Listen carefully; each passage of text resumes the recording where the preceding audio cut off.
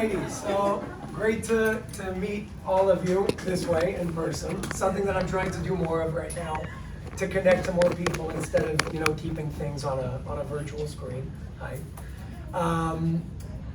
Before we start, I know we have like a Q&A that we're going to do here, but before we start, I want to sort of set a foundation and preface with a few things to just set the kind of vibe moving forward over the next hour and a half that we have together.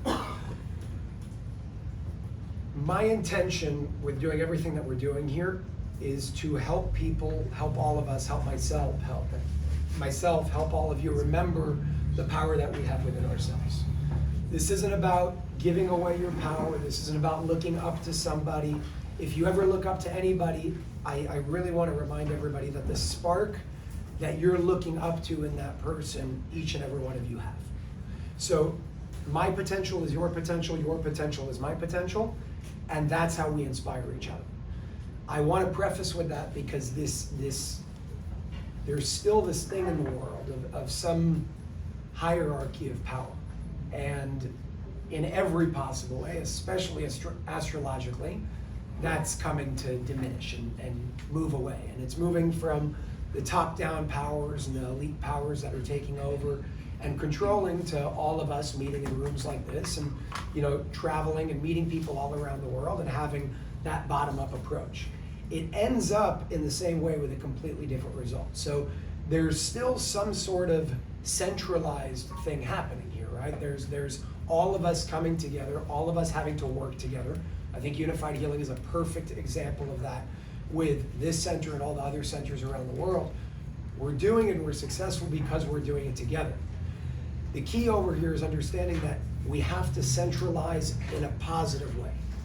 We cannot centralize if we have a corrupted consciousness, if we have a cancerous consciousness in this collective. Just like if you had cancer in your body, you don't want that to spread. So you would do your best to make sure that it either stays there until you get rid of it, instead of uniting that part of the body with everything else, because you would have a problem. That's how I think this world is going to start changing. We have to first decentralize, dissolve that cancer, consciously, obviously. I'm talking spiritually cancer when I say that word. And once we can do that, more of these events will continue happening, and more of us will continue coming together, and then we can unite once and for all without the corruption and the darkness and the problems that we see in the world today. So I really just wanted to set that precedent and preface with that message, because it's really, really important to understand that everything that we're seeing in the world today, it's because of us. I know we don't like hearing that, but we allowed this to happen. Our parents allowed this to happen. We allowed this to happen. If we don't fix it, we'll cause our children to continue allowing it to happen. This is a spiritual thing. We see it physically, but this is a spiritual thing that needs to change. Everything else is a reflection of that. So with this Q&A that we're going to move into, that is my intention. Coming from that point of, you're going to see I'm always going to bring any answer back to the soul, the spirit, what's the actual root of what's going on here. And I will do my best. I don't know all the answers, but I'm going to do my best, and I encourage you all to pitch in and have this sort of group thought together as well. So Chelsea and Blake, I want to say thank you to both of you. From the Energy Room in Boca, I know there are some people watching on Instagram Live. That's going to go on YouTube after as well. So I am sitting in the Energy Room in Boca, a Unifyd Healing affiliated center. So thank you for joining and being a part of this. It's grown immensely over the past 6 months. As of this morning, we have 135 centers around the world in many different countries at this point. And in February, myself, Dr. Michael, and a film crew are flying out to India to donate a 24-unit system just like this to an ashram in India that's going to be open 24/7, open to anybody, no cost to anybody whatsoever, and zero catch. It's really just, this is why we did it, this is why the network exists, and this is what people like Chelsea and Blake are making happen. So when you guys come and support these centers, you're allowing them to be a part of the network that supports that bigger picture. So I want to say thank you to you guys, and thank you to everybody. Thank you. I'm like a little schoolgirl, I'm so excited. Alrighty, so let's dive in. I guess we can go into the Q&A part. Anybody that has a question. Again, this is more of a group thing. Even though I'm sitting here and answering, it's not just me giving answers. It's we can interact and have sort of a group session. So if anybody wants to ask, raise your hand and we can just go for it. I'm wondering what exactly these scalar units address in the body and the mind and the spirit. If you could describe what exactly happens when you do a session. Okay, I'm going to take a few steps back and I'm going to give a quick lesson. I might repeat the lesson multiple times throughout the lesson because some of it may be things you guys haven't heard before. It's very, very simple. So you're going to hear some big words. I'll explain what those big words mean. And then I'm going to relate it to this technology. There's something called the Hertzian spectrum of frequencies. Anything, the speed of light and below. If it's vibrating below the speed of light, you call that Hertzian frequency. Within the spectrum of the Hertzian frequency. After that, you have something called non-Hertzian frequency. Non-Hertzian frequency means anything that travels faster than the speed of light. Just to give some more words over there in the lesson, but within the Hertzian spectrum, that's called vector frequencies. Past the Hertzian spectrum, non-Hertzian is called scalar frequencies. Now, you're going to see how that connects to this because Dr. Michael refers to this as scalar technology. So before we just start speaking about scalar technology, let's speak about what scalar actually means and why it's important. Everything within our 3D, wall, touch, anything that's matter that we could touch, it's matter because it's vibrating within that spectrum. That's why you can see it, that's why you can feel it, that's why you can touch it in this, 3D physical realm. But there is a world beyond matter. And there is a world beyond the speed of light. As a matter of fact, on October 6th of this year, 2022, the Scientific American came out with an article speaking about 3 Nobel Prize winners in quantum physics that proved that the universe is not locally real. Now, what the hell does that actually mean? That means that space and time is not a fundamental truth of the universe. There's something faster than the speed of light. There's something beyond traveling from point A to point B. In other words, there's something that exists everywhere all the time, simultaneously, at the same time, regardless of time, regardless of space. Some people call that God. Some people call that consciousness. Some people call that energy. Some people call that source. Everybody has a different, way of explaining that. Because of this terminology crisis that we have, when you say God to a scientist, not all, but many, they shun you, right? And then when you speak about science to a religious person, they also shun you. They're all saying the same thing. We just have this terminology crisis that unfortunately divides us. So I'm using a bunch of different terminology on purpose. Maybe some of you come from this side or that side or that side. We all come from the same place. So I try using as much terminology saying the same thing as possible to connect those dots. So again, review. Hertzian spectrum of frequency within the spectrum that we can perceive with our physical senses, below the speed of light, slower than the speed of light. Non-Hertzian frequencies, scalar, faster than the speed of light. The key to healing the body, and that's going to bring us to this, the key to healing the body, the key to doing anything that we call supernatural in this world is by finding a way to connect. The spiritual people will say 5D to 3D. The scientists will say the non-Hertzian to the Hertzian. Some people will say scalar to vector. Whatever you want, it's all saying the same thing. The point over here is when you're in this space of no space and time, that's a paradox, but no space and time, everything becomes possible. There is no distance to travel anymore. Healing is not a miracle, it becomes a norm. And that's what this technology is based on. So this technology is based on scalar technology. The actual light, the patterns, the algorithms, the codes that you're seeing come out of this. And again, I have to say this for legal purposes. This is not a medical claim whatsoever. I'm just giving you guys how this works scientifically and spiritually, and science and spirituality is the same thing as well.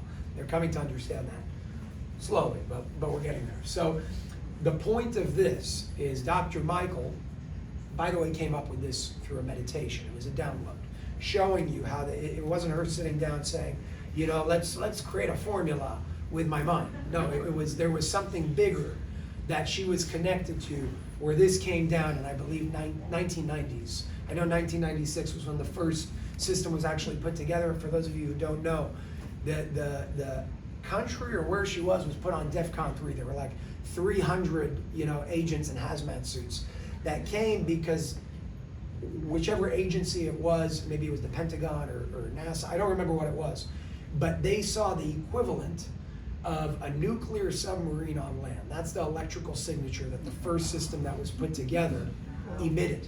You're like, wait a second, somebody's about to blow up the United States of America. There's a problem here. Now that's the power that you're talking about when you have anything non-Hertzian, beyond the speed of light, because we're used to things within the confines of the speed of light. That's a very limited way of living. We don't have to live that way anymore. So to answer your question shortly, and summarize that after giving some of those, terminology and words so you understand where it's coming from, what this does is not heal you. You heal you. The question is, are you connected to the proper field where your body can heal itself a whole lot quicker? Your body's always trying to heal itself. If I were to cut you with a knife, over time you're going to get a scab. You don't think about it, you don't do it. Your body does it. There's an intelligence that's always trying to bring the body back into homeostasis, always trying to bring the body back into balance. That's science and spirituality. All of that shows that to us. So the point over here is understanding, number one, this is not healing you. You are healing you. What this does through the code that's actually being emitted in that form of scalar technology is create what we call a toroidal field. Okay? Toroidal field it almost looks like a donut, but instead of just going in one way, it goes in both ways simultaneously. It's like a field of infinity in a way. Doesn't need anything to feed it, it feeds itself. That's how your body works. That's the field of Earth, by the way. It's a toroidal field. That's the energetic field if you were to measure it, look at it. A good documentary, by the way, is called Thrive by Foster Gamble. Thrive Part 1, released in 2012, speaks about the toroidal field in everything, including Earth and everything within Earth, physically, spiritually, so on and so forth. So by sitting in this room right now, you're sitting in what we call a toroidal field. When you're sitting in an energetic field that is coherent and that is harmonious in and of itself, your body matches that frequency. Your body matches that field. Your body can now return to what your body is always trying to do in the first place, which is also a toroidal field of movement. When you are in a proper field with no obstructions and toxins and pollutions energetically, the healing process of your body now has the ability to catalyze itself because of the environment that you're sitting in. So that's the long/short answer of how this whole thing works. Simplistically, without all the real crazy words, of Dr. Michael and what she explains. So I hope that answers your question. Yes, thank you. We can keep going. Yes? Can you share how these medallions also tie into that energy and how that works for us in our So lives? from my understanding, and this is just my understanding, so it may be limited in a certain way, these are charged with a certain technology with what you're talking about over here. So it is a much, I don't want to say weaker field, but a smaller field. I believe this field emanates or radiates 5 or 6 feet, something like that. This is 2.2 miles. So it's a whole different ball game that you're talking about. Wow. Does it have to be recharged at any point? So according to Sandra, no. She says that once you imbue or instill and charge that once, I think she calls it a Mobius, if I'm not mistaken. A Mobius it's like an infinite, wave that never ends. So if you were to ask Dr. Michael when I asked her answer is no. Once you do it once, you can't stop that movement. It will keep going. But I don't think it hurts to put in the full I was mood, curious. under Give it to someone who's not once a your- month to charge it or pray on it. You can only help. Yeah. While we're on medallions, I dropped this last night, and it broke in 4. Okay. I took nail glue, brush on nail glue, put it back together. Does that change the I wouldn't do that. molecular? I wouldn't do that. Okay. You're physically it looks fine, I know. but it needs to be a whole. And with anything, take a crystal. If any time my bracelets break, first of all, I say thank you very much. There's a reason for that. Move on. Don't take it back. It broke because your field doesn't need it anymore. It's not. We see it as coincidences of, oh, this fell and broke, and damn, like why'd that happen? But there's an order here, and trust the order here. And sometimes, anytime I wear, I'll give you an example. Anything black. It could be onyx. It could be obsidian. Anything like that. Those break the most on me, probably because there's a lot of energy and attention, and they absorb the most. And if you don't clean them often, you're.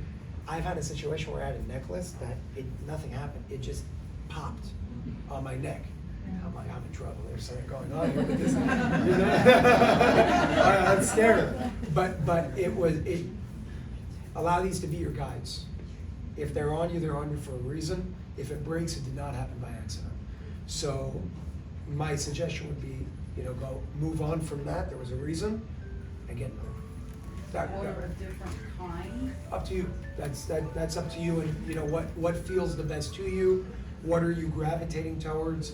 Remember one thing: your mind can be confused along the way on this journey of life. We all have that. I have it all the time. But your soul knows what you need. That's called intuition. So whenever you're guided towards something and you don't know why, it wasn't just because there was a reason for it. Try listening to that, more often than not. See where it takes you. Sometimes, through trial and error, you'll be able to decipher the difference between the mind and the soul. The mind is, in Rays of Light, it's the beginning of a book that I was instructed to put out, I think it was like a year and change ago.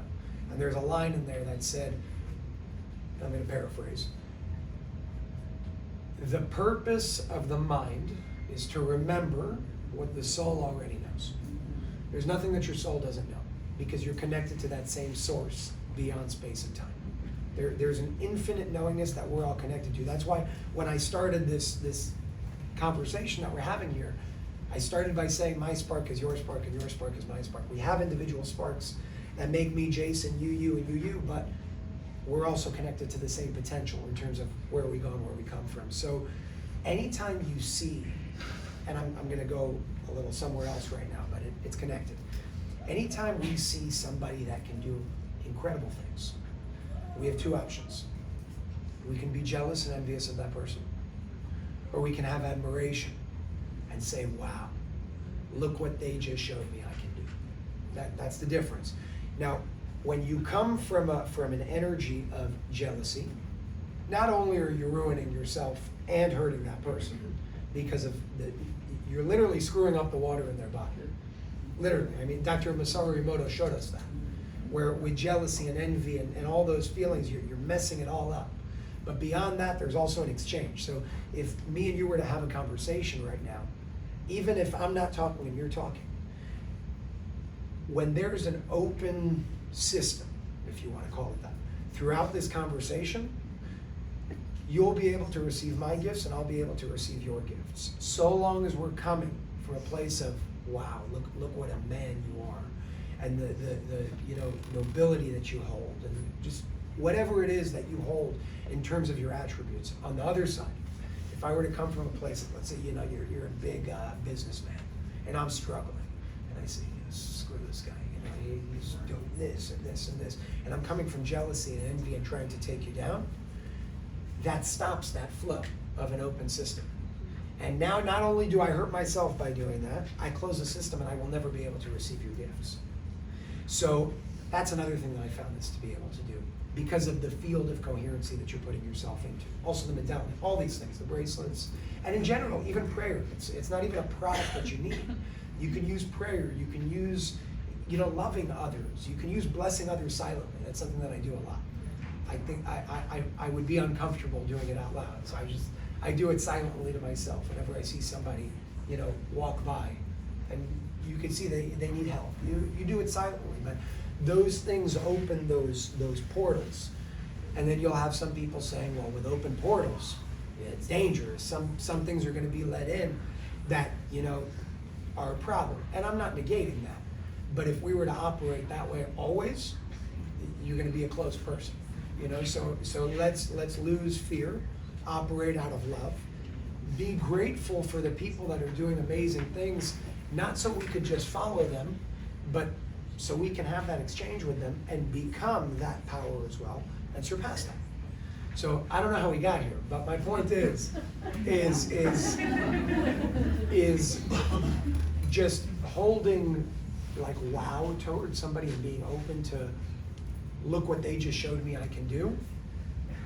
I think that's the greatest key, and it costs no money. You know, you don't have to do it. It's not existing outside of you. It's just something that you have to get used to doing in conversation with people. Be happy for people that are doing great things in this world.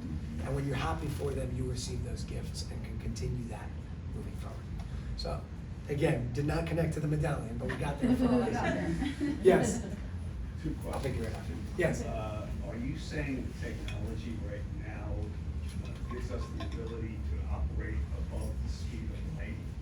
Because I believe what we can receive scalar waves. I'm not sure that we can operate in this environment at the speed of light or above the speed of light.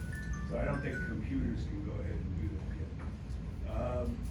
But I firmly believe that we can receive frequencies above the speed of light. The other thing is, have you ever heard of the Urantia book? What is it? The Urantia book, Urantia? No. No. I don't know if anybody here has. Yes. Well, you have. Okay. Can you fill me in a little bit on what it is? Yes. I don't know what it is. I don't know what I'm asking. It's actually 4 books. Okay.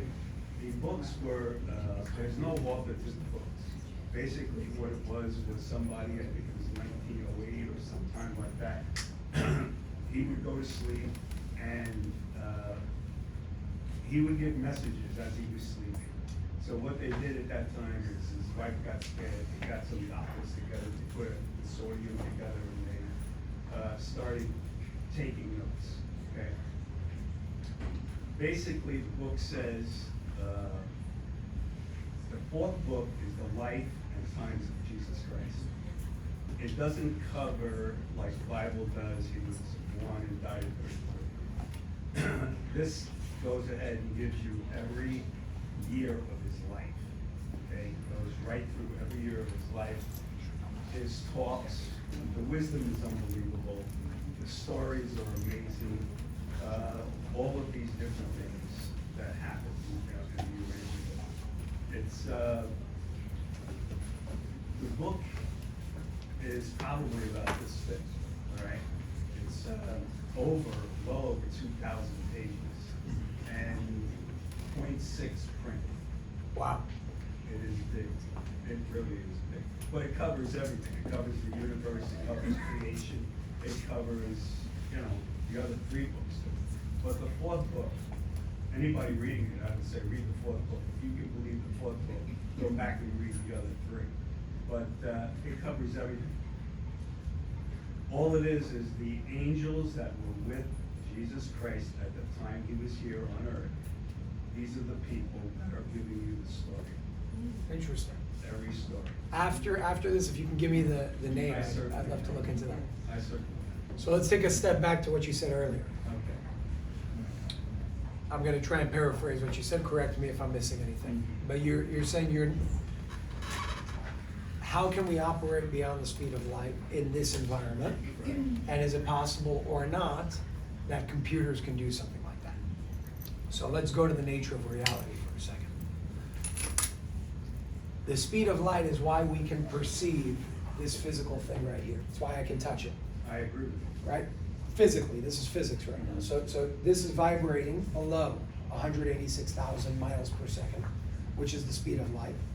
And its frequency within that spectrum is the reason why there's something physical here in the first place. So a computer in and of itself cannot operate beyond the speed of light because it's a physical thing.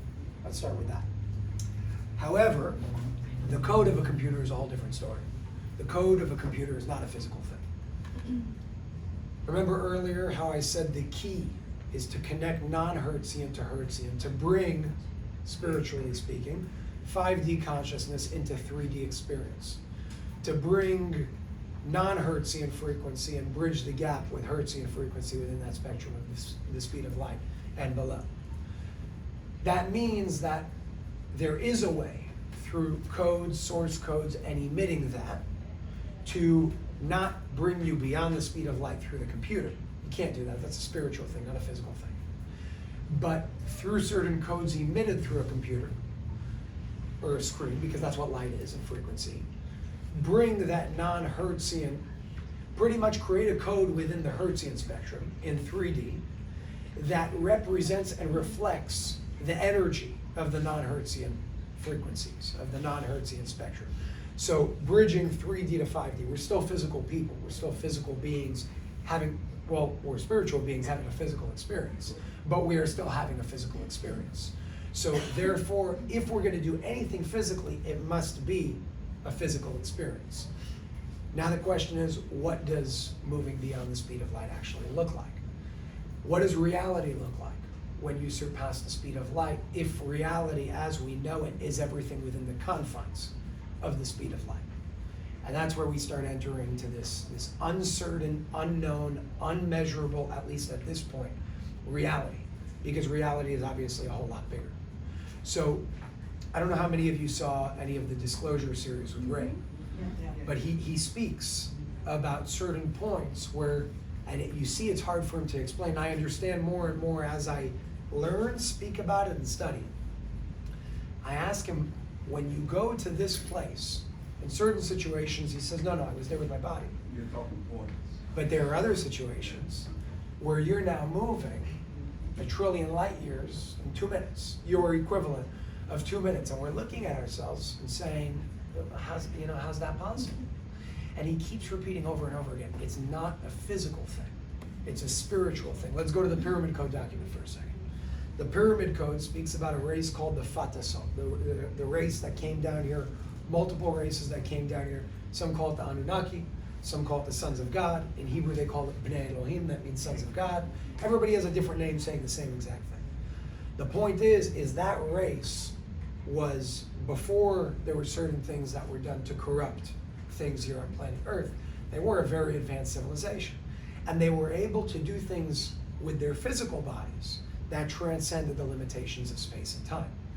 That's bridging the gap between 5D and 3D. That's bridging the gap between non-Hertzian and Hertzian. That's bridging the gap between scalar and vector. That's the point. So the reason why I'm sharing that is because if we are in a physical vessel right now and can do that, then why can't a computer? It's just the way that you're connecting to that. So the physical monitor is not what I'm talking about. It's the code, just like it's the consciousness within our body, even though it's not within the body, but you know what I mean. It's not the body that's going faster than the speed of light when we do things that are more spiritually oriented to move. It's the source code, it's the consciousness, it's the awareness. That is, not the hardware. it's the software, not the hardware, that's doing that, that's changing the ability of the physical body and what it's able to do in the first place. So again, I bring that back to saying, just like our consciousness flows through this vessel and proper consciousness can bring us to be able to do certain things, proper codes can also help us unlock certain things within our body to heal, to ascend, to expand, to evolve, and so on and so forth. It's all a matter of connecting and bridging the gap between the physical and the non-physical and understanding that there's not a gap. There's never been a gap. Yeah, I can understand that explanation as opposed to a machine. That's why I'm here. I promised her I'd choose. What's your name again, Remind me? Michelle. Michelle. Go study first. I'm still working on my question. Okay, sounds good. Go for it. So what are your thoughts, Justin, on Jason, on when you just spoke of non-Hertzian, being quantum and DNA, the codes in the DNA already exist within our being nature, our energetic nature. So that gentleman's response is then the 5D and beyond, having us tap into those non-Hertzian qualities of the DNA and the quantum field of light, which we are. So would you say that scalar is actually stepping us into more functionality with the non-Hertzian quantum experience of our soul vibration? Can you ask it a different way? Okay, so would you say that the quantum field, which are the codes you speak of, is within our DNA capacity? Okay. So, what are your thoughts? I wish I had a on that? whiteboard, because I would try. Okay, I'll speak louder. She was that, I want to use your words. Ask your question one more time and make it So louder. what are your thoughts on the non-Hertzian energy field, which is 5D and beyond, related to our already instated, created DNA codes that allow us now to really evolve and fast forward right here in the now moment, energetically, according to the quantum field to which we already occupy within our DNA? Okay.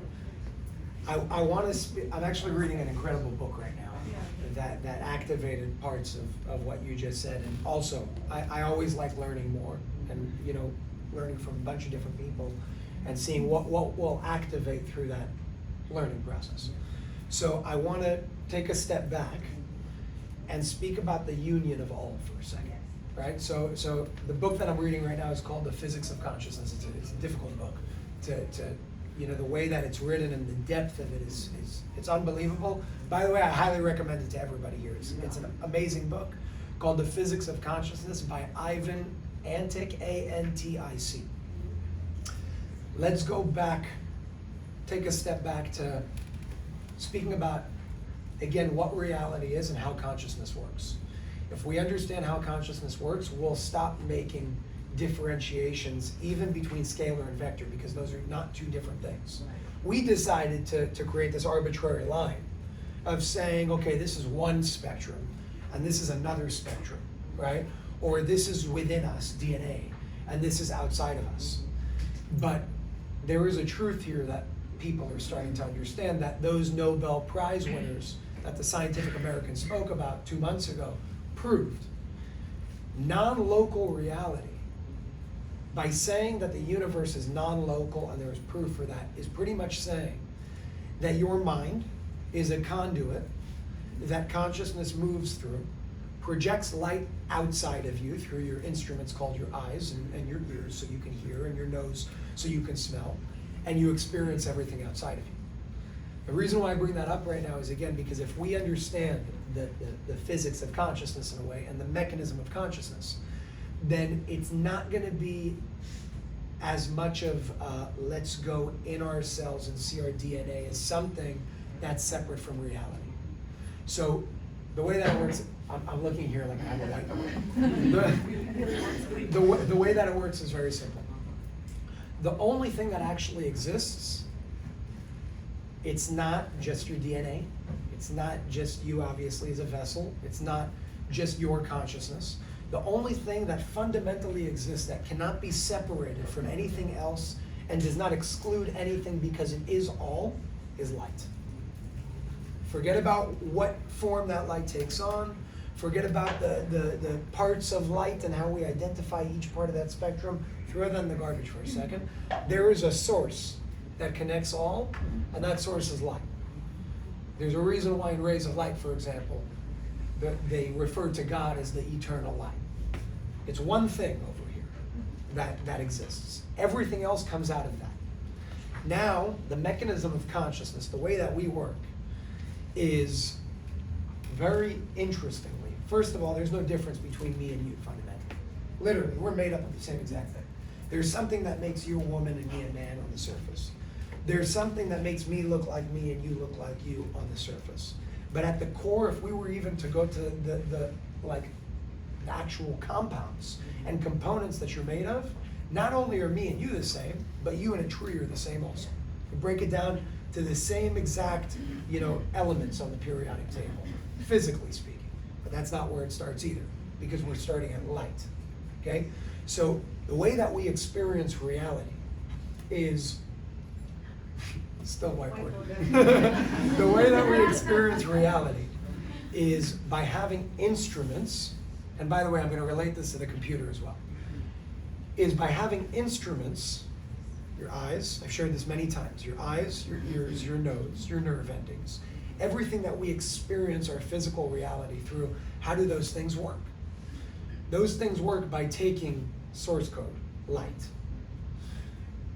and throwing it through this conduit called your brain that leads to your eyes and leads to everything that you can perceive in the physical realm. Through that mechanism, there's a projection of that light. So think of light coming through my head right now, just for a visual. That's why I like whiteboards.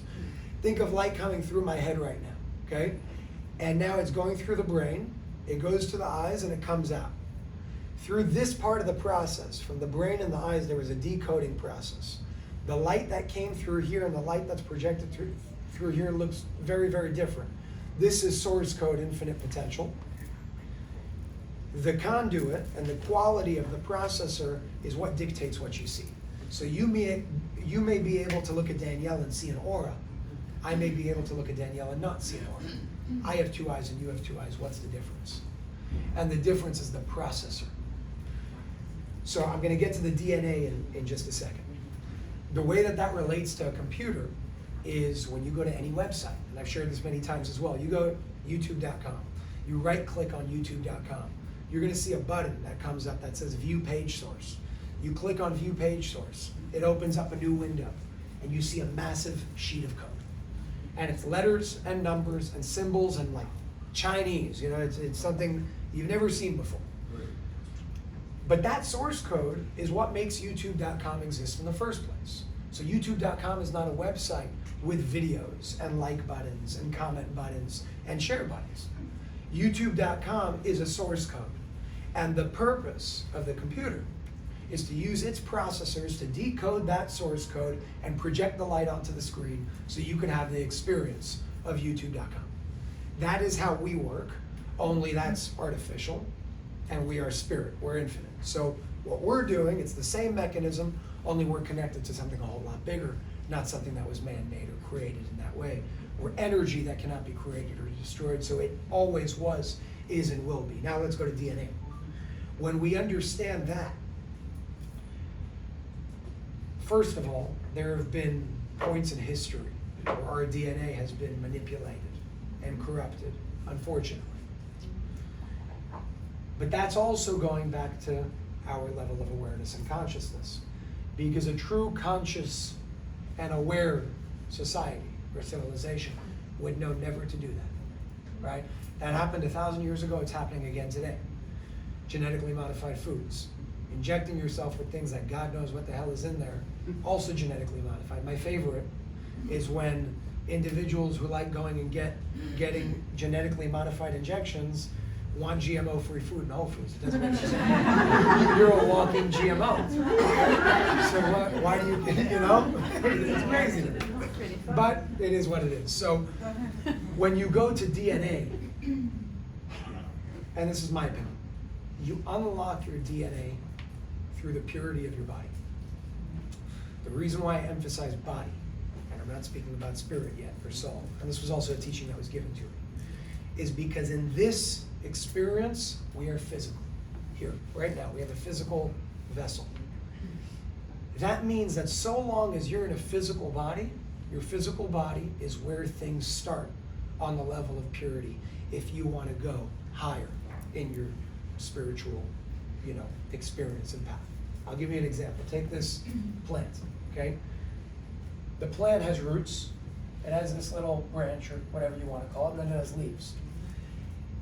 If you have roots that are poor and rotting and not good and just not strong, and you think that you're going to climb up and hang on this part of the thing, it's going to fall over. So there are 4 elements here, dimensions: body, mind, spirit, soul. Your body is right here, right now. Look at it like the tree. Your goal is to climb to the top and chill on the canopy. If your body is not in a pure enough state to handle the dimensions above it, you will not be able to access the dimensions above it. You can meditate all you want. You could pray all you want. If you have a problem in the body with energy moving in an incoherent way, it will cause issues that will cause you to be preoccupied with health as opposed to occupied with your spirituality. Because you're always trying to allocate energy to heal the body instead of focus on the things that are above the body. So long as we're in a physical vessel, the first and most important thing is the body. Yes? What if you're a savant or autistic? Well, let me answer that in 1 second, okay? Because I'm going to give you an inverted answer. Can I hear that again? She said, what if you're a savant or autistic? Okay. You can also say, what if you have cancer or diabetes, or, what if you have something that we call an ailment or an imbalance or an illness, and that separates the two things. Were you born with it, were you not? So 2 different explanations. Dis-ease. Say it again? Dis-ease. Exactly. So before going into that, again, body, mind, spirit, soul.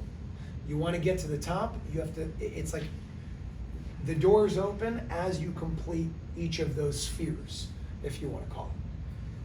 That's why, by the way, and this is also from Rays of Light, there's an example given of before Judaism existed, the Jews were called Hebrews. The Hebrews from Egypt were going to, and this is just the story that the Bible speaks about, were going to the land of Israel. It took them 40 years to walk something that I can do in about 40 hours. Why? There are a lot of different, you can literally do that, it's not far. So there are a lot of jokes. They say Moses was a horrible navigator. Yeah. It's very bad. But there are other spiritual reasons here. So number one, they say, of course, the common answer that you'll hear from rabbis is to get rid of the slave mentality. They wanted that generation to kind of, move on before they started a whole new and different country. That's the common accepted answer. But there's another answer that they don't speak about, that is spoken about in Rays of Light. And it says there was something that they were eating, if you paid attention. And this is in the Bible, all over the place. It's something that's accepted by, I think, everybody at this point. And it's called, in English, they call it manna. In Hebrew, they call it man. Some say it was a bird, some say it was bread. It doesn't matter what it was.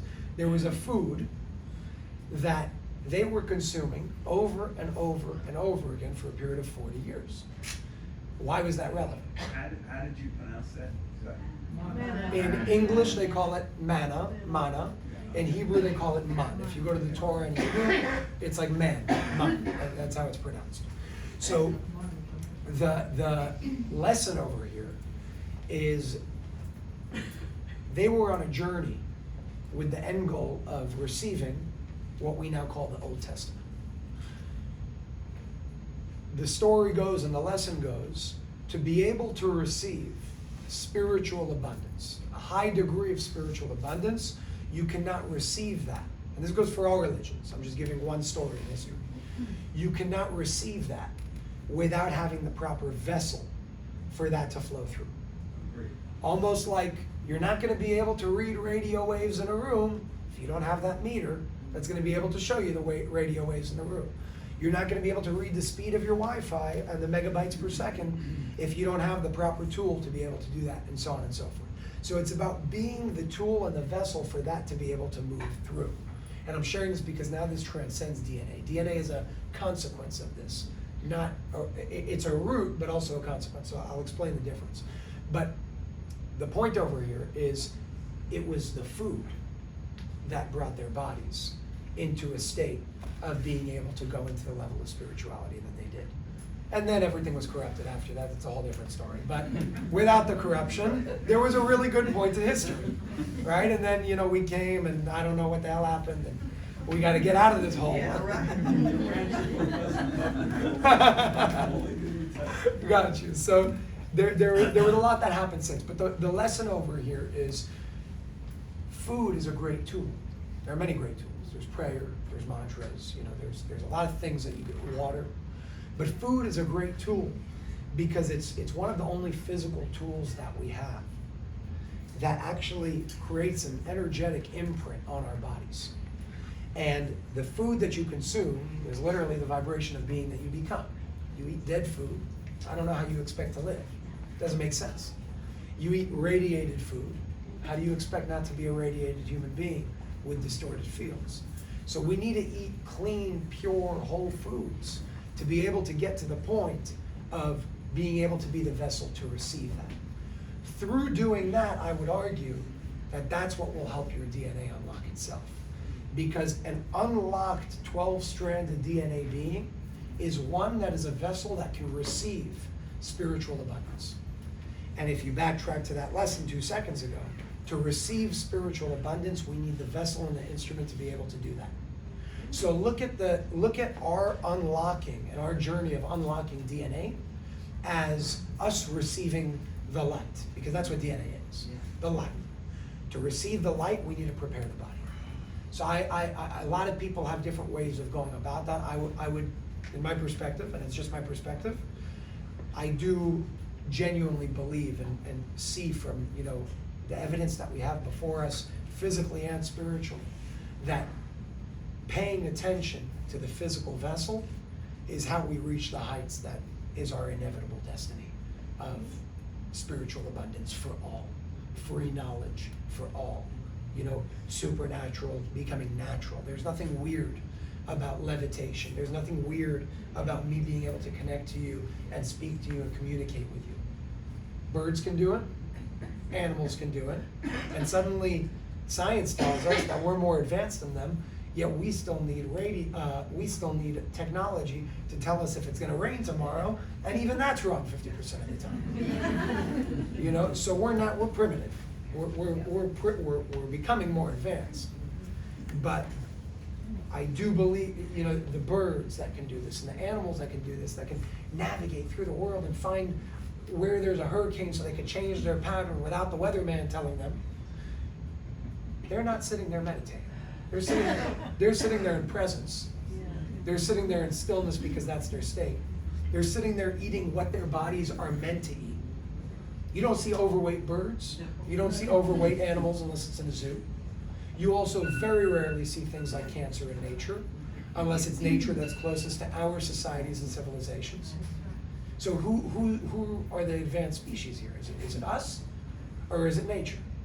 And that brings us to Albert Einstein, who says, look deep into nature and you will understand everything better. Everything that we need is free.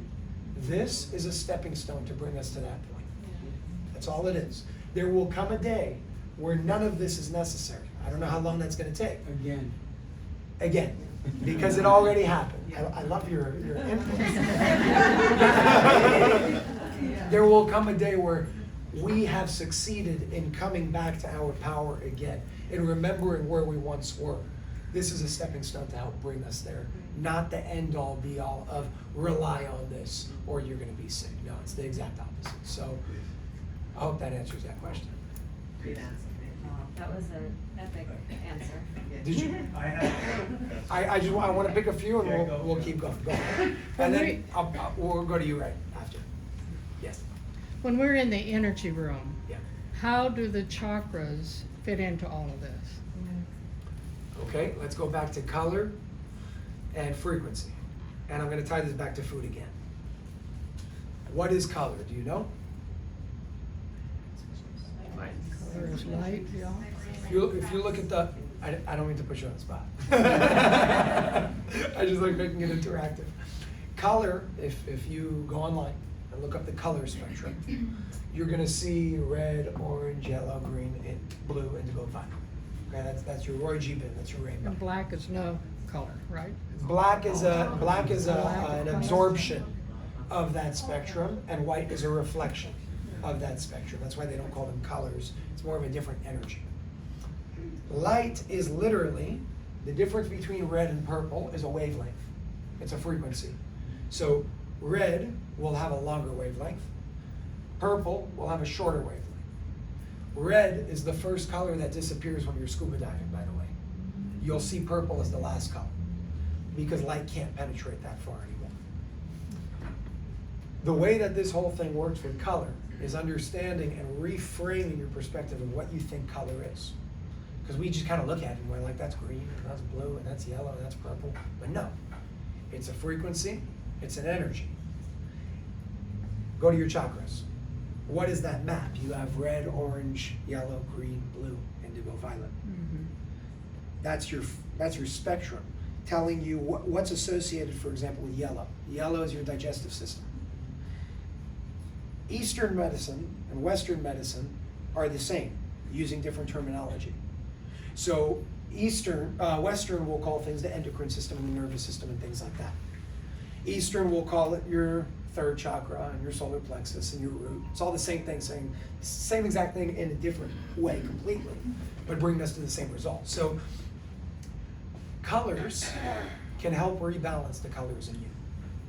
When you have a problem, and I'm using the word color, but remember it is energy, it's frequency, it's vibration. Let's say you have a problem with your digestive tract.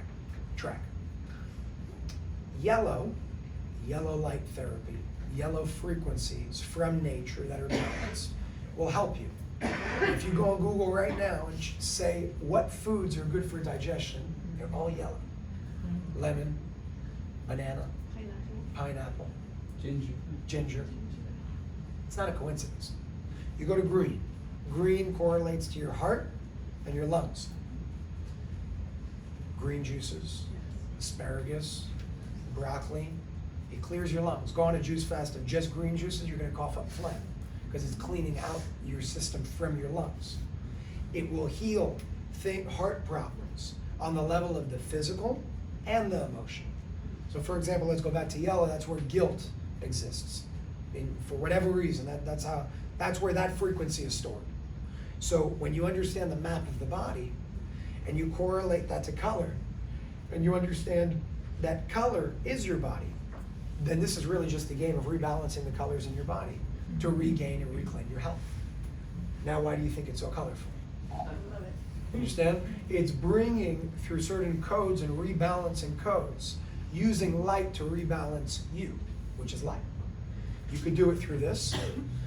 You could use food. Even the shapes of food. Forget color for a second.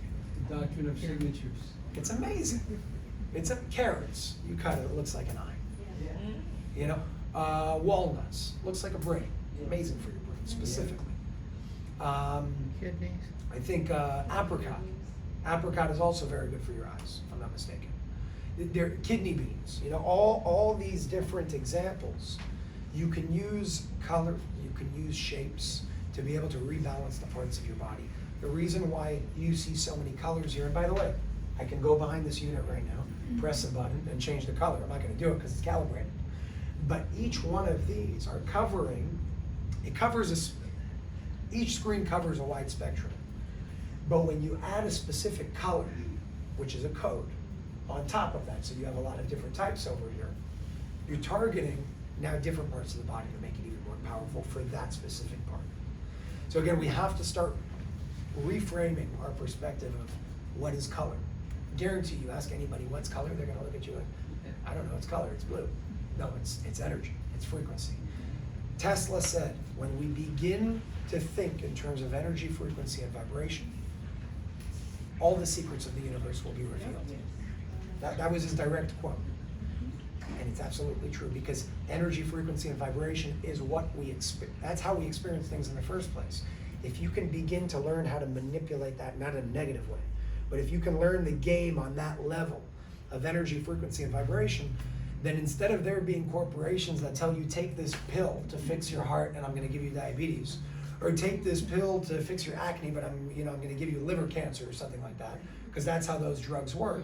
They work that way because they don't see the connections between energy, frequency, and vibration. There's a difference between reductionism and holism. Reductionism means there's all these pixels on a screen, all these parts to a picture, and we look at one piece at a time without understanding the bigger picture. That's very dangerous, because you can be an expert in each pixel, but if you don't know how the pixels connect and you can't see that picture, you will have cancer that is rampant around the world, which is exactly what's happening today. You will have diabetes that is rampant around the world. You will have obesity that is rampant around the world today. And if we were so great medically speaking, we'd be healthier today than we were 50 years ago, and we're not, which means we're doing something wrong, we're not advancing, we're declining. That's why I believe these things are coming to fruition. The energy enhancement system, knowledge having to do with what color is, how food works, all these things, they need to be second nature. They need to be taught in schools. This needs to be, and it's not hard, you know, you could do games with children. Match the hertz to the color. You know how cool that would be? Because then, when you actually learn that, you can use music to heal you too. Because guess what music is? Hertz. So, I don't know the colors with the hertz, but let's say 432 hertz is green. I don't know if that's true. You can use a specific sound tuned to a frequency to heal a part of your body. You suddenly realize that you have an infinite amount of tools around you that are free to heal yourself. That's where we're moving from. And that's, again, we started on color and we ended somewhere else. So when your crown is white, when all of the colors are balanced, then it would be, Well, your crown is violet, technically. okay. And white would be, give you an example. Because white are all the colors together. Yeah, so when you have an individual that has done the proper work, spiritually speaking, you will see if you could see it, or if you could use some of those like biofeedback machines to take a picture of the energy. Curly and photography. Yes, Yeah. I love you. So what you'll generally see is a white halo around that individual. So that's like whole. an aura, your aura? Yes, yes. So white, which is very few, that's not something that's common in the world today. It will be common in the future. But a true whole integrated physical vessel of a human being, spiritually and physically, will have a whole white light surrounding them inside and outside. Very rare to get to people like that. But if you can have just the pleasure and the privilege of being around somebody that's at that point, back to what we were speaking about before, instead of looking at them and saying, I want that, how did he do it or she do it and I didn't? Do the opposite. And look at that person and say, well, how? That's a physical person, physically in this world, with a soul that has achieved something incredible, and that means that I can do it too. Every single one of you in this room, every single one of us can achieve that white light. There may be some of you in this room that haven't, I don't know. But yes, a fully integrated system will have a fully reflected white light through it with all those colors. And then black is dangerous. If you start seeing black holes in somebody's aura, generally, let's say you have brain cancer, and I take a picture of you, based on where it is, I'll see a black hole in that part of your picture, because there is zero movement, and it's almost like a vampire. It's sucking everything in and not allowing for anything to move. That's a very big problem. So that's where purity has to come in to clean and the energy in order to fix everything else. It all starts energetically. Yes? Okay, so I was thinking, Dr. Emoto with the studies about the water molecules and how when you had the water bottle and it said love and gratitude, it would show like this magnificent crystalline structure. And so since our bodies are 80% water, whatever, I was thinking that in the room, this is a brainstorm moment, Chasa. I was thinking that we could have the bottle of water that had the word on it, like be healthy, whole, heal, I am healed, or love, gratitude, whatever. Because I had read that the scalar waves actually can send information directly into the cells. So I was thinking it would be a really powerful thing to have a water bottle with the word on it that people could drink in the room. And also connecting the consciousness too with like Joe Dispenza's work, healing your body, or different guided meditations for whatever the person's intention is for the session. So combining the water with the either it could be brain waves or or a specific meditation, just to enhance the effects of the scalar waves. 100%. I think everybody should do that even at home. It helps, 100%. And by the way, the center in Verona, New Jersey, Jeffrey Lewis, he does that. And Chelsea, I think it's a good idea. Yeah, Chelsea, you missed my idea. I think we're talking about you having water here with labels on the water like love and unity and things like that to be able to help structure the water. Well, the water is a little charged in here, and it is Kangen water, so it's like really nice, beautiful water. Awesome. But we can put pretty words on them. Yeah. Some people do that individually with their own bodies. Yes. I have what I think is a pretty simple physical question that seemed appropriate to the conversation, but I want to add because I'm studying a doctorate in Chinese medicine. Okay. The most ancient Chinese pictogram, before they even had, the current system, for music, was very, very similar to the very ancient first symbol for medicine. They're Okay. almost identical. I didn't know They're that. very, very similar, and they look like a tuning fork to boot, which is really cool. But the question that I wanted to ask is kind of, I almost feel like it's a silly question, and it's probably simple, but you could probably complicate it.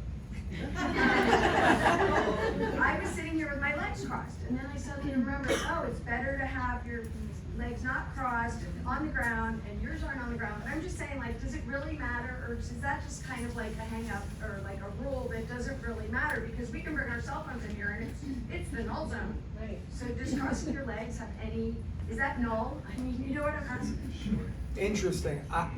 I'll answer it from a different perspective, because the perspective of a speaker in a situation like this, those things are very important. So not energetically for a second, but body language says a lot. So I'll tend to look at the people crossing their arms more, because I know that I have to get to them for a certain reason.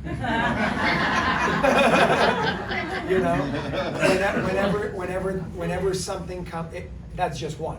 Crossing their arms could mean, not that they don't like you, it could mean, I may not understand and it's making me uncomfortable. It may mean, I don't agree, so what's going on here? Or it may mean, this guy's an idiot and I don't want to be here. It could mean many different things, so there's nuances of, for me in my position as a speaker, body language is very important. To read naturally, not just from individuals to me, but also between individuals. For example, if you go to a restaurant, that's like a restaurant where a lot of people go on dates, two people tables, generally. You'll know the couples that really like each other, the couples that don't, by who's mirroring each other. Okay, that's a little trick. If they have rapport with one another and a connection and a flow, they will naturally, without even knowing it, do the exact same thing. So if I'm sitting like this, I don't even have to see your feet under the table. If me and you are in coherency together, your same left leg will be over your right leg under the table without me seeing it. Same thing with all the other position of my body. Now there are other tricks that can be done. I don't know how we're getting to this, but it's a good trick. Let's say you get a ticket, okay, or you're about to get a ticket, and you got to get out of that ticket. How do you get the cop to not give you the ticket? You start speaking like the cop. So let him speak, see the words that come out of his mouth, and then do the exact same thing that he just did to you to make him feel comfortable. Naturally, he'll feel uncomfortable giving you a ticket, unless, it's not perfect, but I've been in situations like that after learning body language and whatnot, just to kind of, mess with people and see what works and what doesn't. And it's very cool. Another cool trick. Let's say you're talking to, and I'm standing up because I have to show you something with my feet. Let's say I'm talking to Danielle, okay? And both my feet aren't pointing towards her, and there's a group of people and my foot is pointed to, what's your name? Ralph. I met you like a month or two ago, yeah. So my foot's pointed towards Ralph. I don't care about Danielle, I want to speak to Ralph. That's what my body is saying, okay? You'll see based on where my knee is pointing, there's something that I want to say to Ralph, but I'm paying attention to Danielle because it's the nice thing to do. So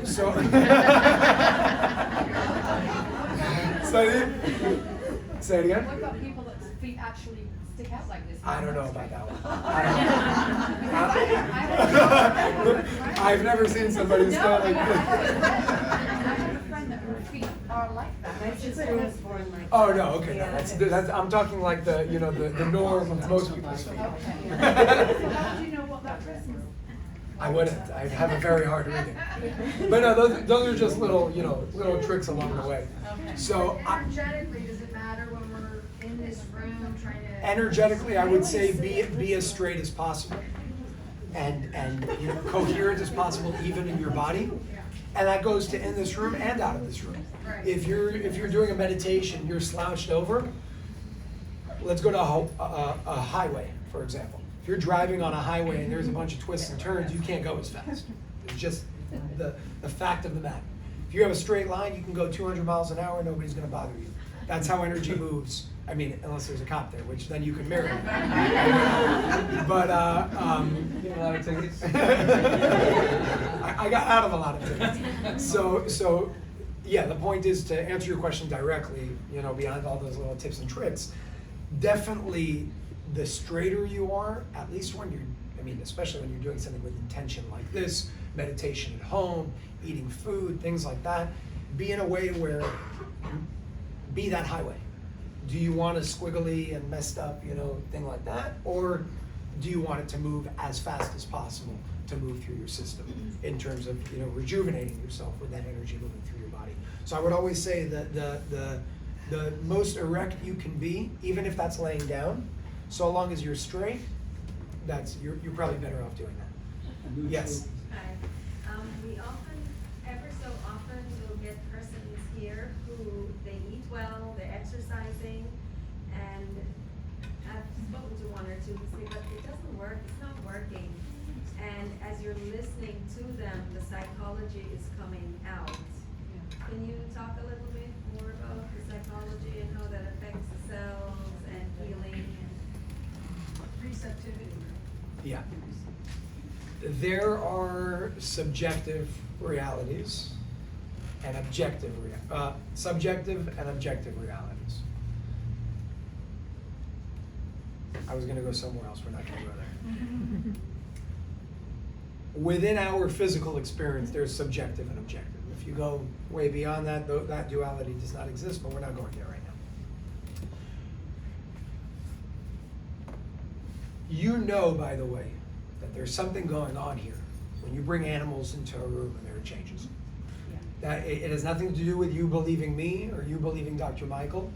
It has nothing to do with psychology at that level, other than the argument that we could say that animals are conscious in a different way, which they definitely are, not in the same way we are, not better or worse either, just different form of awareness and consciousness.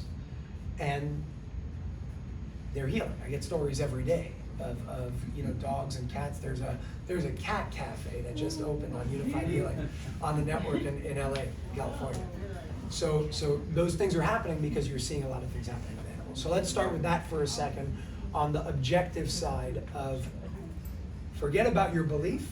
There's something going on here beyond awareness and beyond your knowingness and your thoughts of what's happening with the technology. However, with productive thoughts comes an even more enhanced system. So there's an energy enhancement system, and then there's the enhancement that you can put on top of the enhancement system. And that's in this room and out of this room, and anything that you're doing. That's what the placebo effect really is.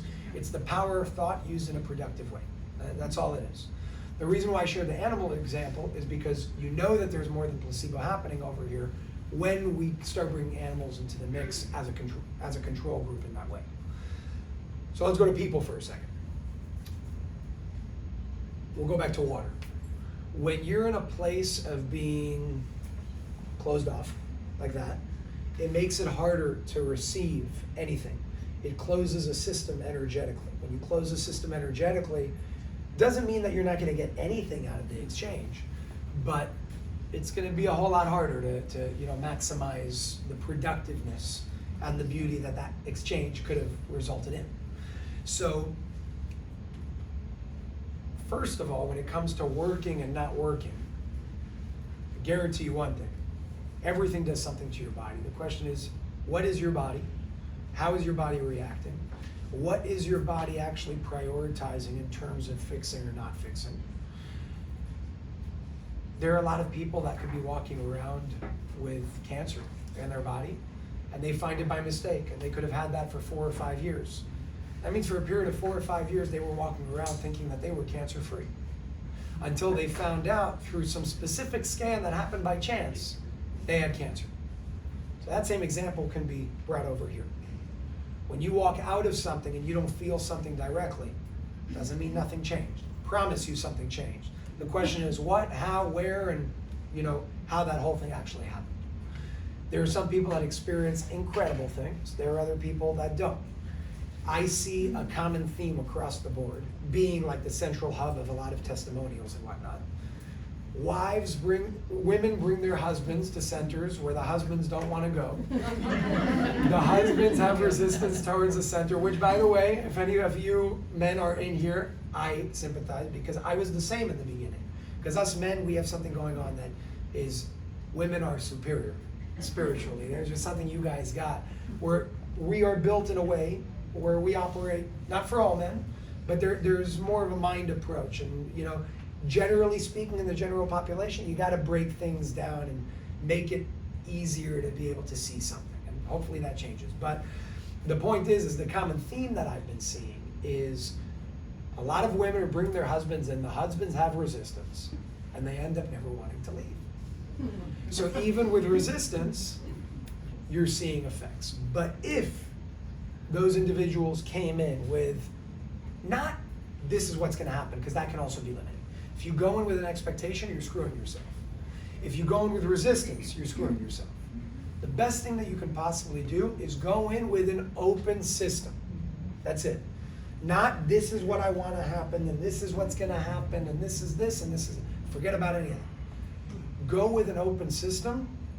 Believe me, if God can create our bodies in a way that all of us cannot comprehend with the speed of whatever the hell is going on in this vessel, trusting that open system in and of yourself will be able to bring you to a point beyond comprehension as well. So it's a matter of, for anybody who has those, if you want to call them limiting or beliefs towards themselves and their own process, first of all, it's natural. You know, let's not get upset with that. We're human beings. And for some people, it's hard to understand, why would I walk into a room, see these lights on a screen, suddenly I'm going to walk out and, you know, I'm going to have this experience. So let's first understand where they're coming from when you're speaking to them. For the individual who asked as well, I know she works here, so when those people actually walk in and you see that non-receptive situation, the best thing that you can do is, in my opinion, is instead of going and saying, well, this and this and this and this, first put yourself in their shoes. Let's understand, okay, I understand where you're coming from. Now once, and this is a communication lesson for all, by the way, not just in this room. Once you understand where the person is coming from, you've created rapport. You've created a harmonious connection. They're much more likely to now receive your gifts because you've gone into their field, okay? So you step one, walk into the person's field. Understand where they're coming from. Don't take on that energy. Just be there, see where they are. If you can do that and walk into their field, the person will literally look at you and feel comfortable. Because they'll be like, oh, that person looks familiar to me. Because there's a feeling, there's some sort of energetic feeling there of, okay, this, by the way, is the same for all your family members that think you guys are psychopaths. Yeah. Same idea. Okay? It's the same exact thing. First, walk into their field. Become them energetically, not jeopardizing yourself, but that's what you got to bring on the field. Okay? From there, the next step is you will see that they're going to start looking at you differently. And then slowly but surely, you can, instead of telling them, well, this and this and this, ask them questions. Asking questions they have no choice but to be open when they're answering questions, because you're not telling them anymore. They're telling you, right? So you start asking them questions. How do you feel? You know, what's been going on over the past decade of your life? What ailments have you been experiencing? Do you think it's possible that this emotion that you just told me about could be correlated to X, Y, and Z? At that point, they're not going to say no. They're going to think about it and say, well, I'm not so sure. And then you say, okay, here's something really cool that I learned. Not here's something really cool I'm going to tell you, but here's something really cool that I learned. And then you can share, no matter what that topic is about. If it's about color, when you tell somebody off the bat, the color of your food rebalances the color of that part of your body, you sound like an idiot. It's like, what did you just say? You know, that's crazy. But when you do it in a more open way of, do you know what color is? You know, and then maybe yes, maybe no. Okay, so if you go on Google, always make them feel comfortable. DuckDuckGo, they think we're crazy. If you go on Google, and you go on Google Images on the color spectrum, you're going to see this, and then you make it real for them. And then they see, okay, well, you know, that it's real. Okay, so now what does that mean? And it's almost like lawyers do, and I'm not a lawyer, but lawyers do, what's it called? I forgot the exact word, but they ask questions to lead you somewhere. Okay? No, it's when they're on the stand. Interrogation. Something like that, whatever. And then sometimes they object when they say leading question, you know, all that, whatever. My point is. Interrogation is with Yeah, so. Yeah, so I'm saying don't do it in a derogatory way, but take that principle of, instead of you leading somebody by pulling them, have them walk there without them even knowing that your hand is behind their back. And your hand is behind their back, not by telling them where to look, but by asking them questions that will lead them where to look. That will take out all, from, again, my experience of communication, that will take out virtually every ounce of resistance that somebody has towards something, because they now feel that it's theirs, because it's coming from them. You just need to bring them to that point again through asking the proper questions. So I think it's the Socratic method. It's educare is to bring from within. So it's like leading the witness. 100, yeah, in a way, just not derogatory, you know. In a way. So I would definitely say to do that, you know, if any other individuals have centers or will have in the future or whatever it is, or not just centers, in your family, in difficult situations, practice that over and over again. It takes time. I'm still evolving through it. I always evolve through it. You know, every week, every month, I learn something else of how do we communicate better. But your greatest lessons are the times when you get the people that come and resist you. So they're also your teachers. They're not there to take you down. They're there to teach you how to communicate better. Yes? Yeah, we give you a little resistance. Go for it. Please, I like it. I sent you this question before. It was actually a two-part question, and you actually asked one of them to Ray, but Ray didn't answer. Okay. And this is my biggest resistance to the whole disclosure thing. Go for it. Not only is there no evidence, even without evidence, I want to believe, right? I want to believe everything that Ray says. But when Biggs claims that he astral projects, but his physical body has one heartbeat in 180 minutes, can't have one heartbeat in 3 hours and survive. It's Okay. just physically impossible. Now, my question to you was, one of the claims he says was that religion will be abolished.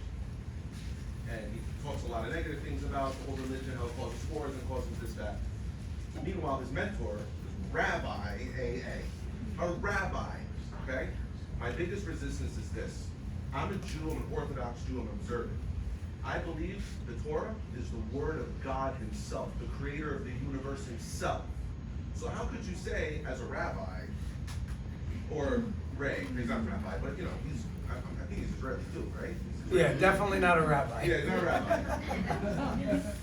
But the rabbi, he said, the Rabbi AA just so happened to be a rabbi when this whole thing started with him.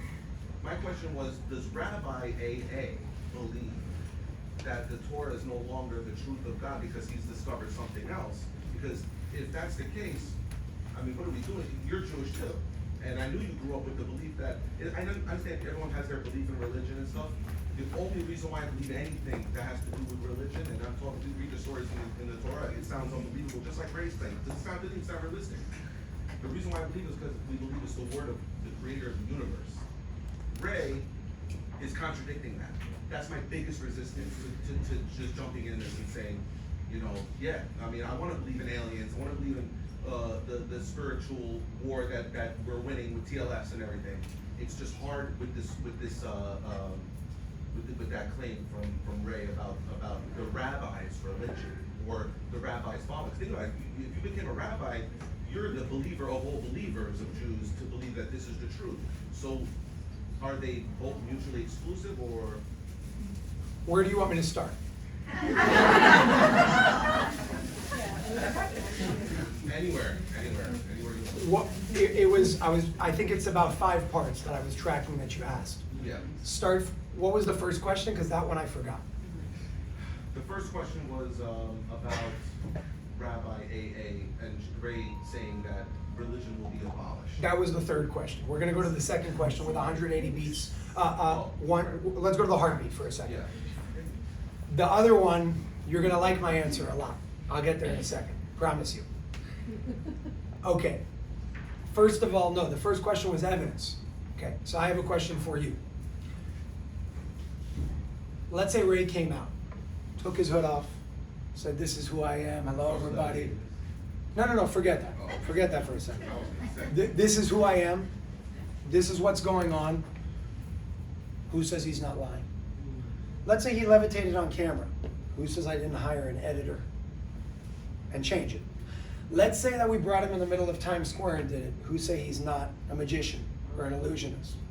Let's say I brought an alien in front of your face. Who says it's not a dwarf in Hollywood makeup? If it happens to be a short alien, right? My point is if we are not ready to accept what's before us, we will not accept anything as proof or evidence. There is no such thing as objective evidence or proof unless you are willing to accept what is right before your eyes. So let's start with that on evidence. Minus the fact that I'm not smart enough to come up with all that over 2.5 or 3 years. Definitely not at my age. I graduated college 3 years ago. I was partying 4 years ago. Didn't have time to come up with a genius plan like that. Working in my family's business and all that. So whatever, but that's more of a joke. So the point is let's talk about evidence for a second. Objective evidence does not exist unless the receiver wants to accept that as evidence. Some will be okay with pictures. Some will be okay with proof. Look, there is evidence, and this might be controversial to some, evidence that the earth is round. Other people say NASA never went up, nobody ever went up, those pictures are fake.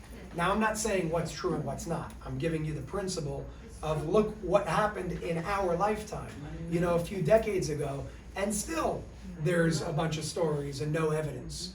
So there's no such thing as evidence in that way. I'm only willing to believe it because the world is freaking crazy today. So Gotcha. I'll believe anything. Fair. This room is aliens, I'll believe. So I wanted to start on that just to speak about the point of evidence and that hardship that comes up in the world that we live in now. The second part of what you brought up was it's physically impossible to have one heartbeat every 180 minutes. I would agree with you, but it's not spiritually impossible. Okay, that's what's being missed here. But a heartbeat is a physical thing. But a heartbeat can be impacted by spiritual things. There's a lot of Right, so evidence. give you- India, the cities have been buried in the ground and like gone into a self-induced coma, suspended animation, where they stopped their heart and their breath and came back. Exactly. There's evidence. Yeah. So has that was the other thing I was going to bring up. There are people in America that have gone underwater for 20 minutes without breathing. That was also physically impossible. They're doing something there. And that's a small feat compared to the other things of people not drinking or eating for years. Proven, filmed, shown in more of like eastern parts of the world. People that are stopping their heartbeat for, forget 180 minutes, 4 hours at a time, recorded. So there is evidence out there for that, but I will tell you it's not a physical feature that we're talking about here. They're able to do that because of something that they're connecting to within themselves, spiritually speaking. I thought it was just the fact that he was astral projecting, because I've heard of that before, people doing that. No. We're talking about, it depends what you want. So you understand Hebrew? Yep? Yeah, a little bit. Okay. First of all, have you ever asked yourself why it's 180 minutes? Well, he corrected himself, because at first he said it was 2 hours. And then he corrected it to 180. What is 180? You know this. Chai. What is chai? What does that represent? Life. There we go. Is chai a Jewish word? A Hebrew word. Is Hebrew a Jewish thing? No, well, Hebrews existed before Judaism. yeah. Well, Jews are descendants of other Jews from Judea, so it's. But before Judaism existed, Yetziat Mitzrayim in Egypt, right? We were in Egypt as the Jewish nation. Right.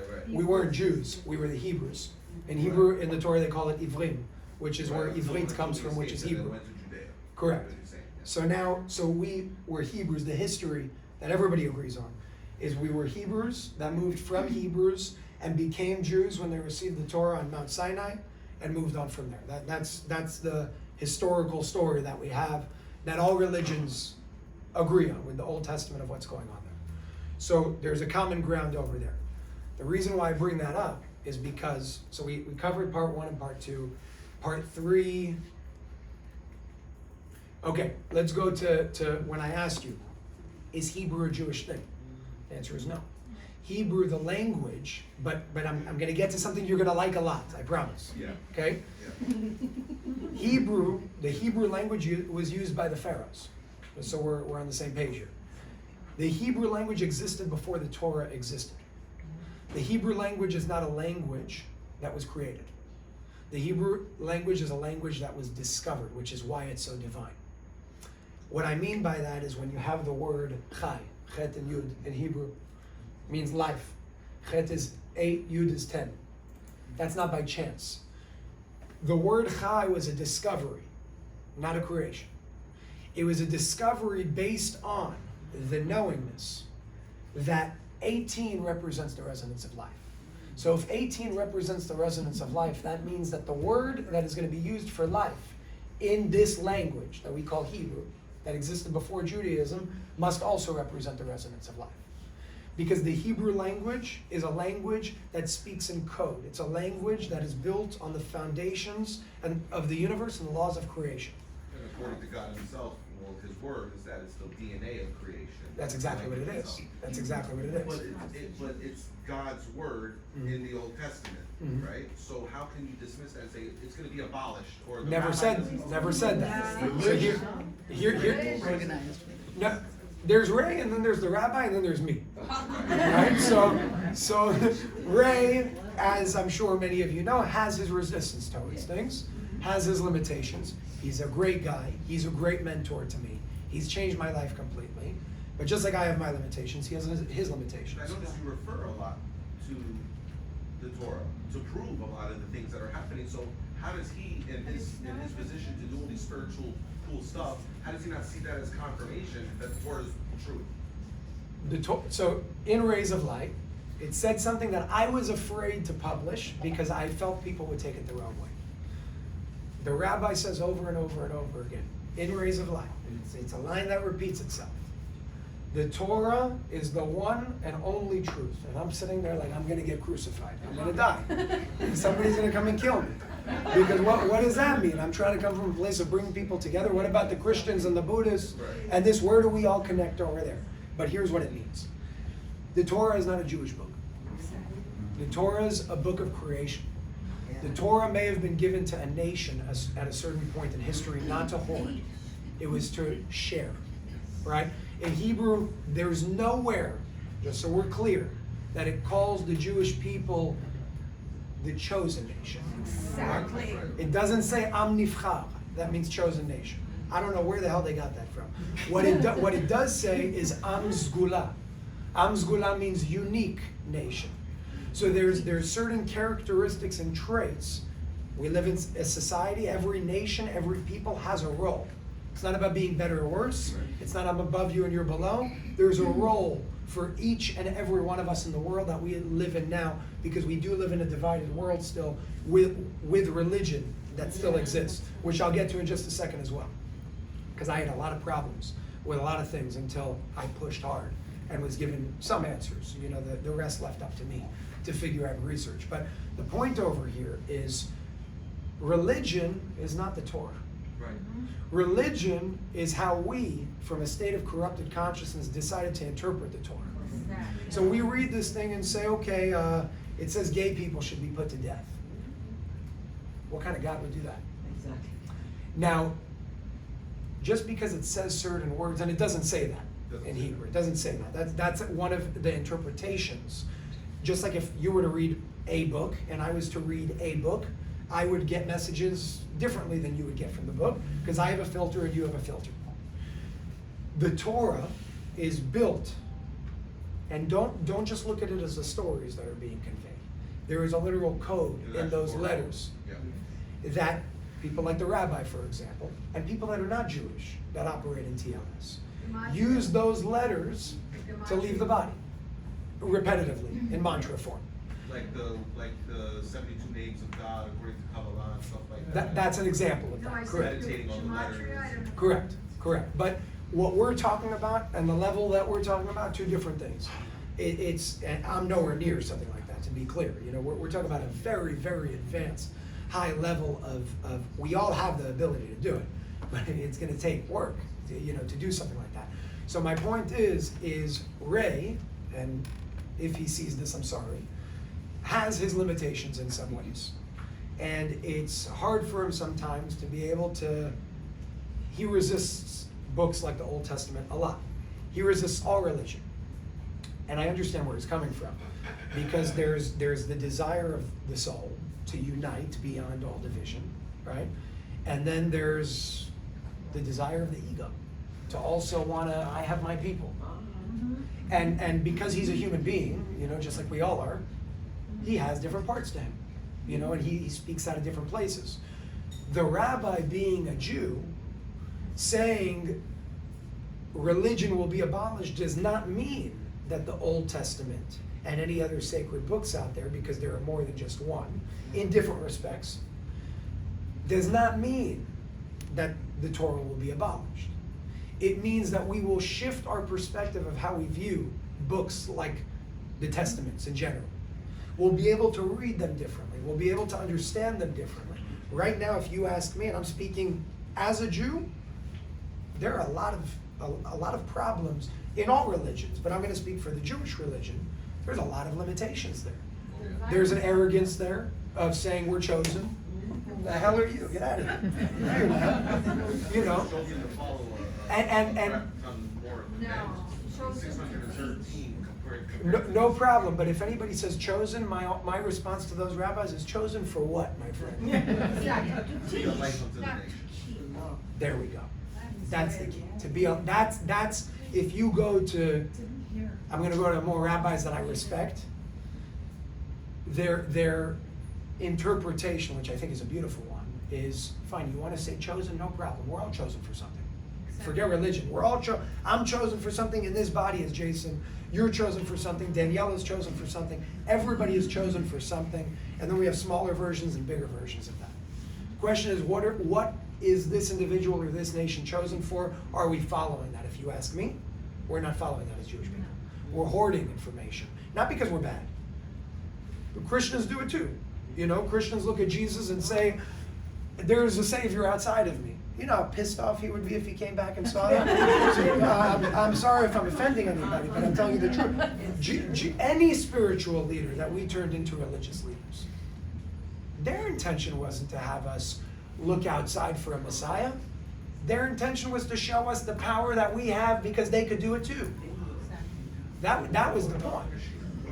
The Mashiach is a state of consciousness. It's a state of awareness. But it literally says it's going to be a person. Whether or not a person or a group of individuals bring us there, it cannot be a person that we all look up to. And so long as we always look up to one person, we're never going to get to the days of the Mashiach. So how would we? Mashiach is unity consciousness. It's one consciousness. Elohim echad. God is one. That's what it says in Hebrew, right? It says it everywhere. For the monotheistic religions at least, and even the polytheistic religions also have one God that represents all the others. I think in Hindu they call it Lord Shiva, and then everything else is an offshoot if I'm not mistaken. But I'm not an expert over there. So my point over here is everything that you said is absolutely correct. There's a shift in perspective that can be had that does not contradict anything if you choose to see it in a different way. The Torah can be a massive truth out there without having to be a Jewish thing. It could be something that was given about 3,400 years ago, right? I think around that. 3,400 years ago to a nation not to hold, to deliver. Like you said, the job is to spread that light, to share that light so we can all reach our light together. Just like, forget about religion, there are certain teachers out there. There are certain leaders out there. Is their job to make you look up to them? Or is their job to make you remember who you are? The one that's doing the first option is not a teacher or a leader. They're a scumbag, I'm sorry. That's not what we need in this world. What we need are people that show you who you are. What we need are people that show us our potential. And any religious leader back in the day, spiritual leader I call them, Jesus, Buddha, Moses, whatever it is, every single one of those, I believe their presence has been corrupted in modern day. Because we are now interpreting their actions through our awareness, and they came from a completely different place. Their place that they came from was one of beauty, union, harmony, balance, love, and we came and destroyed it, which was obvious, because that's what happens over time. Now's the time to return back to that. But to return back to that, we have to understand the source that it came from. It's not about Jewish, it's not about Muslim, it's not about Christian. Doesn't mean that those all have to disappear overnight either. There could be a world where we all have our different ideologies and respect and love one another. And I saw a hand raised here. I want to say one more thing. I had a very big problem over the past 12 months. I think Danielle knows about this also. Having to do with the whole intermarriage thing, with religion, because it's weird to me. Like I come from a family that's a Jewish family, and from the standpoint of my family, I would have a problem if I married somebody outside of my religion, but that's not where my soul is. My soul tells me we're all one, we're all together. What the hell is this nonsense? We have to stick together. We have to start uniting. We have to start leading by example. So if I fall in love with somebody that's not a Jew, so be it, who cares? But then I was given a history lesson, and I want to share the essence of this lesson here that's really, really interesting. I had a lot of resistance until I heard this. It just resonated with me. That's why I'm sharing. Again, it's going to be a surface story here of history. Some of you know this already. It might fill in some points. But this is what helped me understand a little bit more of where we are. So, about 5,000 years ago, everybody has different timelines, but there was a point, also speaks about it in the Torah, Old Testament. There was a point where it says in Hebrew, and I'll translate this, it says, Bnei Elohim came down and mated with the daughters of man. Other ways we can say that, the Anunnaki came down and mated with the daughters of man, the daughters of Adam specifically, it says. There are a lot of different words that the sons of God came down and mated with the daughters. Whatever, everybody has different words, talking about the same story. By the way, every religion or viewpoint across the world also speaks about a great flood, like Noah's Ark. Everybody says the same thing, with different characters and different names. So that there's a unity there. But go back to the story for a second. About 5,000 years ago, this, by the way, was a short teaching given to me from Ray's boss. It escalated to that point because I was giving them a lot of problems, and I said, I don't like this. This doesn't sound right to me. And there was a problem there, and they understood that, okay, like we gotta, there needs to be the next step over here for him to understand something. So that's where it was given. About 5,000 years ago, these things, extraterrestrial, whatever you want to call it, came down. Everybody has different names. And specifically mated with the daughters of man, the female essence on planet Earth at the time. Hebrew, they call it Tevel. That's what they call it in the Bible. There was something that happened. They came with good intention. The second there was an intermingling of intermating and creating offspring between that and this, specifically with a target on the female essence on this planet thousands of years ago, there was a manipulation that happened spiritually speaking. If you pay attention, religion didn't exist before that. Religion only came after. After that, you had Judaism, you had Christianity, you had Islam, and then Buddhism, and everything came after that. There was something that happened that I'm still learning myself, that I think people do speak about. It's not a big secret here, but there was something that happened between the interbreeding of these races that corrupted the feminine energy on this planet, and therefore did something to the way that we experience things moving forward for a temporary period of time, which we're still in right now. Ever since we went from the source code of the universe, the universal code of the universe, which never had religion. Judaism didn't, no religion existed when creation happened. Adam and Eve were not Jews, Abraham were not Jews. Jesus was not a Christian. Not all of these, the forefathers of all these great religions have no idea what Judaism and Christianity are. Came at the time. At the time. Abraham was younger, right? No, Abraham was not a Jew. No, he wasn't a Jew, but when he was older, that's when he was chosen to be the father of Jews. We made him the father of Jews. He's never heard of Yehudi. Yeah. No, I know, he was like, what? Just like Jesus never heard the word Christianity, just so we're on the same page here. This is history. It came years and years after. Christianity came way after Jesus. Yeah. Yeah. So anyways, the point of that story is the universal codes do not consist of religion of any sort. It consists of a united consciousness that is all. God is one, right? That's where it all brings us to. There's this oneness here. You can break it up into different parts and do all that fun stuff, but there's a source that's interconnected beyond all, beyond space, beyond time. That's like going back to where we come from, right? Remembering where we come from.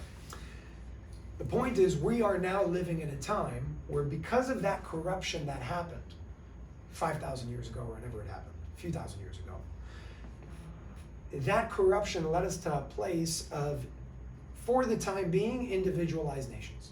Okay? And you got Christians, and you got Muslims, and you got Jews, and you got Buddhists, and you got this. You got all these things out there.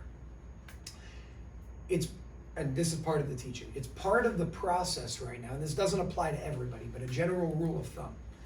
It's part of the process to first recognize that religion is not a part of the source code, the universal code of existence in the first place, while still honoring the screw up that they did 5,000 years ago. So today, I understand things a little differently after that lesson, where with intermarriage, it has nothing to do with religion.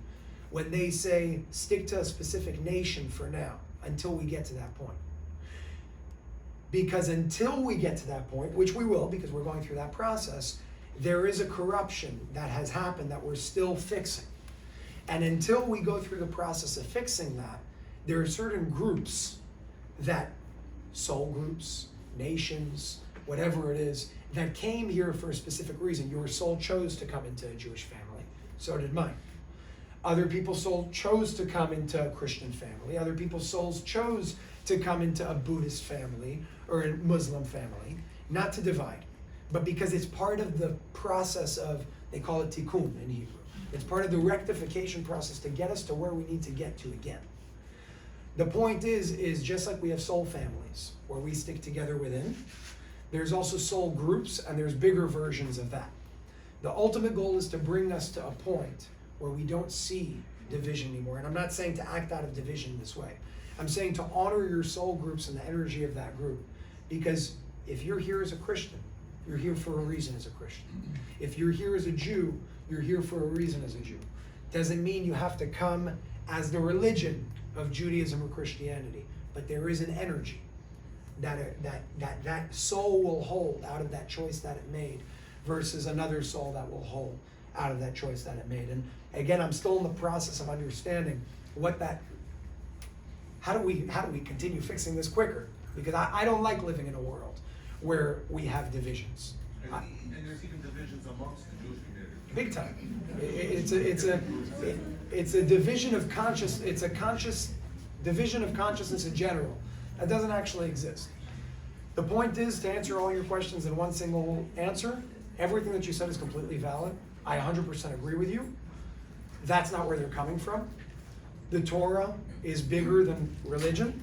It's a perspective. It's an energy. It's a code based on something bigger than one nation.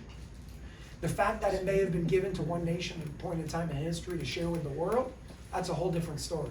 But I don't think we're sharing it well enough. Does Rabbi AA still follow the commandments? The commandments of the Torah, Yeah. like Shabbat and things like that, in his life, yes, but he'll say, because I ask him, why are you a rabbi? You know, like, what are you doing? And he says, because not my religion, the frequency, the energy of my soul, my destiny in this life I came in with that choice in mind to do certain things, so I'm going to fulfill that. So the answer is yes, but not in a religious way, in a spiritual way. We can keep going later, maybe. Yeah, no, just real quick, so. I'm sorry. Yes. I want to add to all that, what you said about all that. I'm Israeli, so I understand all that a little bit. Speak loud just so everybody can I hear. understand more about what's going on here. But there is something that we didn't talk about, that is the dark forces that divided and conquered the world. So they contaminated everything in the world. You said about the Anunnakis that came to Earth and whatever, but the interpretation today that we understand, that there is dark forces that hid from us books. There's dark forces manipulated us to divide and conquer. The British did it systematically, divide and conquer the world in order to control the world. So it was a system that divided us in different religions, in different colors, in different races, whatever, to hate us. Because unite, we are strong. So it's not about Jews and Christians and this and black and white and yellow, blah, blah, blah. It is about unite. Yeah. And we should not forget that there is dark forces that did it. 100%. 100%. We didn't even talk about it. 100%. Do you want me to touch up on that for a second? I'll do it quick and we'll keep going. Please do. It's interesting. The dark forces that you're talking about are still a reflection of us. Very important. Bringing it back to the spiritual essence of everything. Where we could say the Vatican, we could say the Pope, or we could say the CIA. And the rabbis. And the rabbis, and all these things that are going on. But the point of the matter is, I think we have to ask ourselves the question, why do they exist? And they exist because we allowed them to exist. They exist literally because we allowed them to exist. Anything in existence that we are experiencing by the law of vibration means we're experiencing it because we're in resonance with it. That's it, just like a radio. You can only hear the radio channel that you're tuned to. So we could, and I'm not saying that you're doing this at all, I'm just saying big picture. We could play victim with dark forces. That's one side that we can choose to do, that many have in the world today. And say, they're doing this to us, and they've divided us, and they've hurt us, and that's not what you're doing. You're just bringing it up to light. I'm giving that one side. The other side is, okay, well, wait a second, they exist, why? And that's the physics of consciousness. That's understanding how reality works and why reality exists in the first place. So the point over here is, they exist because of us. We're the people that allowed it to happen. When I say we, I'm not just talking about us in this room. I mean the collective. So maybe a lot of us in this room may not be in resonance with the wave that we're experiencing in reality today. But that doesn't matter because we have 8 billion people on this planet. And until we change some sort of critical mass, that's the only way the radio station is being changed. And I believe to change the radio station, we have to, number one, operate on a different station, while still allowing the people on channel 4, if you're on channel 6, to hear you. Another art of communication. Speak to people with where they're at and help them come to where you want them to go. If you're speaking on channel 6 to somebody on channel 4, they will not understand you, they will not hear you, they will resist everything that you're saying.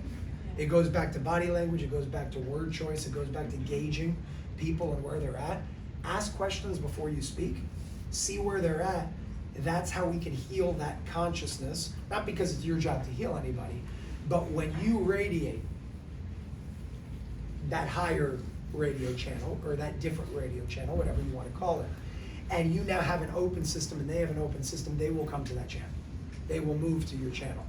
And the reason why I bring that up with the dark forces is because the dark forces are just an energy, they're just a frequency. We experience them as agencies and corporations and organizations and things like that.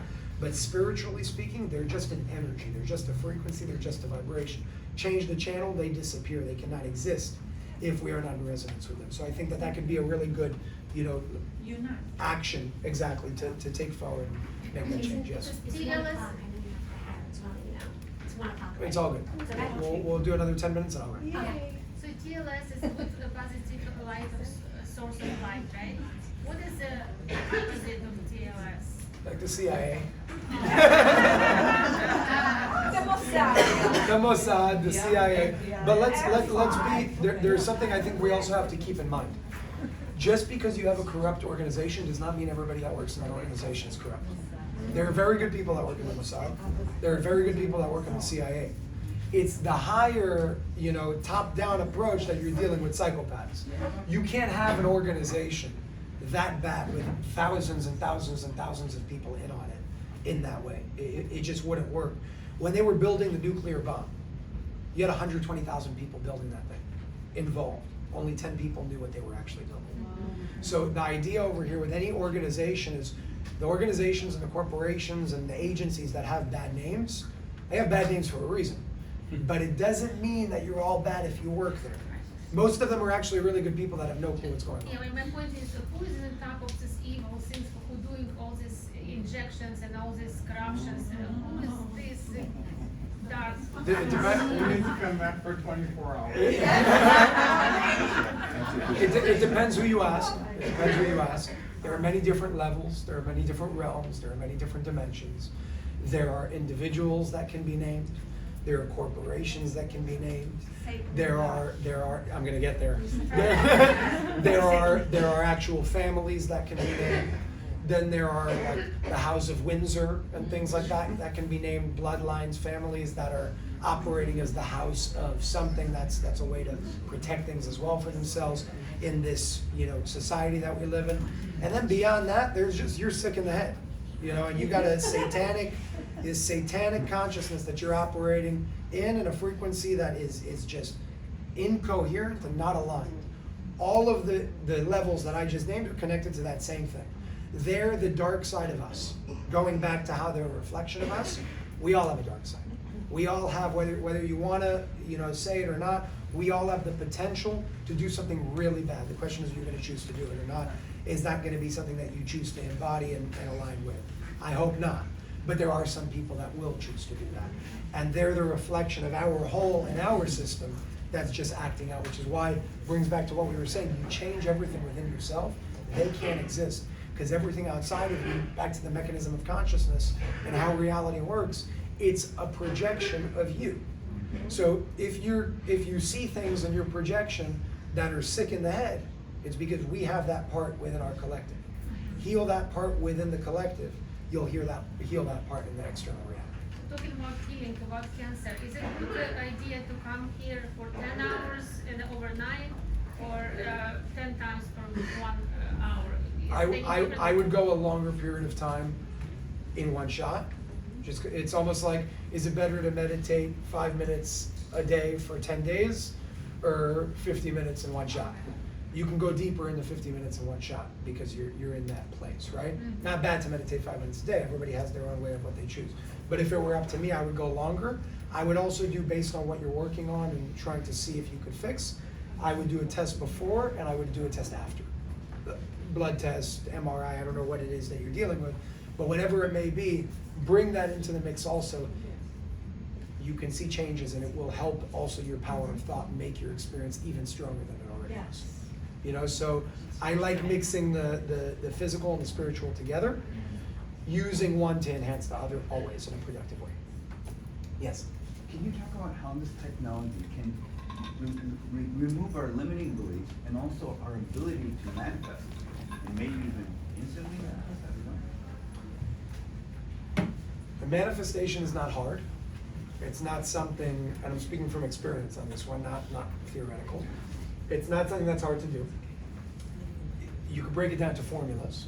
It's a simple thing that can be followed until it becomes second nature to you of how you do certain things. The simple answer to your question is when you are sitting in a coherent field, you will become that coherent field. And when you are a coherent field within your body, it's a lot easier for things to move in a coherent way.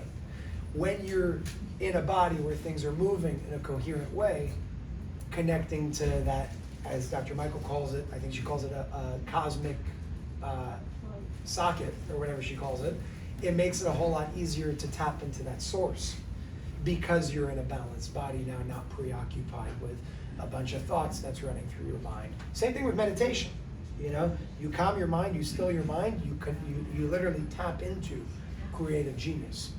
Almost if you wanted to paint a visual for that, we think that you have to do things all the time to create something. But have you ever asked yourself where the greatest ideas ever come from? It's not when you're doing something. It's when you shut your mouth, close your mind, and suddenly it comes. That's how Unifyd Healing started. I was sitting at a dinner with my family, and out of nowhere, it came in 1 second. The whole vision came in 1 second. And it just so happened to be that dinner, I shut my phone off, and I was just there. I was just here. And when I say here, when I say meditation, I don't mean you have to sit like a monk, you know, with your eyes closed. Meditation is a state of being.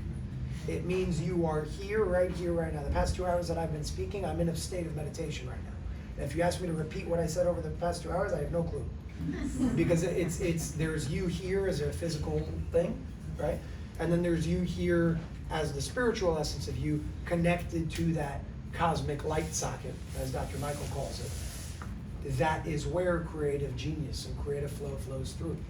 So I would say the key to manifestation is, yes, this will help bring you there because you're now in a state of coherence that can help you access that.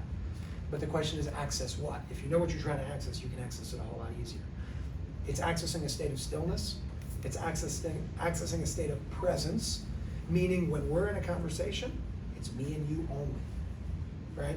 And when you're doing something or listening to a song or watching a movie, it's just you and that movie. You're just there. That's presence. Presence with anything that you're doing, you'll have genius ideas every single day. You'll be able to create a whole lot quicker every single day because it's coming from a place that isn't limited. Physicality is limited. Infinite source, obviously infinite. The scalar frequencies, the non-Hertzian realm, the quantum field, there are no limitations there. In the quantum field, technically, you could speak things into existence because they're already there. You just, that, and you're done. So we'll get to that point, but the vessel needs to be ready for something like that. That comes back to purity. Yes? I can only speak for myself, but I noticed since the frequency of being in here that it's affecting me physically, mentally, emotionally, psychology, spiritually. And I notice that I don't know, I can only think that it's a scalar field, that you have to be in, if you are in a state of purity of heart, or you're standing in the vibration of love, things seem to flow a lot faster. Mm-hmm. And we've seen it with Chelsea because she says she's going to do something and she's like a little tornado. and even for each of us, we're experiencing it in different levels. So are you then saying that the scalar energy, if you're standing in truth or all frequencies that are pure and honest, that it amplifies? Absolutely. Scalar and in or out of that field. If you go into that state of love and harmony, things move quicker because love, technically, if you want to get to it, is non-Hertzian. It's beyond space and time.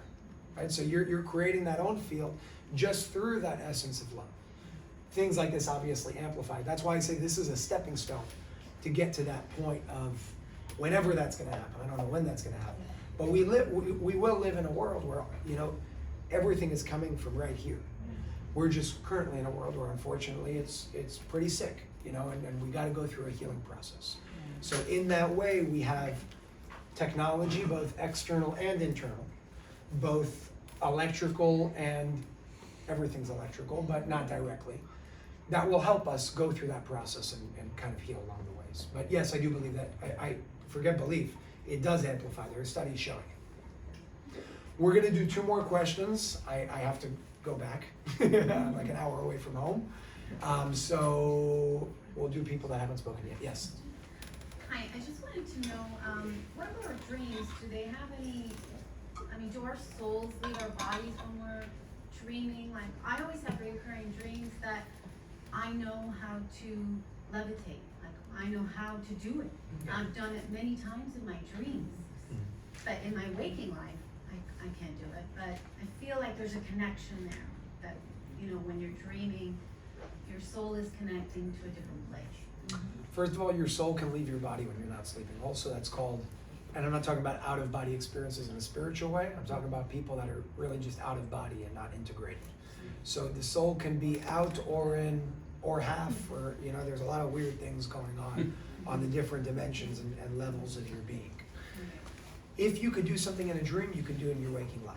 The reason why I say that is because there really is no difference between the reality of a dream and the reality of your waking life. The only difference on an energetic level is the brain, on a physical level I should say, is the brainwave patterns that you have in the brain at that point.